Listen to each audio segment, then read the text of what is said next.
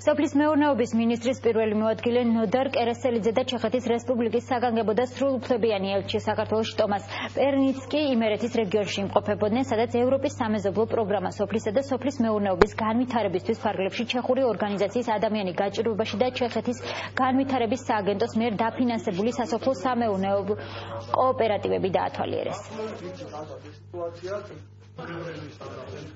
აღნიშნული კოოპერატივი ასევე დაფინანსებული იქნა ENPARD-ის პროგრამის ფარგლებში და ჩეხეთის განვითარების სააგენტოს მიერ.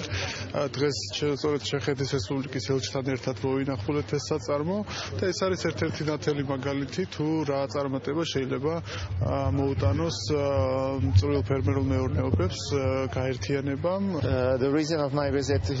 სოფელ კითხში ჩვენ დავათვალიერეთ ის სასოფლო სამეურნეო კოოპერატივები, რომლებიც ჩეხეთის რესპუბლიკის ფინანსური დახმარებით შეიქმნა. ჩეხეთის განვითარების სააგენტო მნიშვნელოვან პროექტებს ახორციელებს საქართველოში აგროსექტორის განვითარების კუთხით. ჩვენ მოხარულები ვართ, რომ ჩვენი მხარდაჭერით ENPARD-ის დაფინანსებით რძის გადამამუშავებელი კოოპერატივი შეიქმნა, სადაც ადგილობრივი მოსახლეობა დასაქმდა.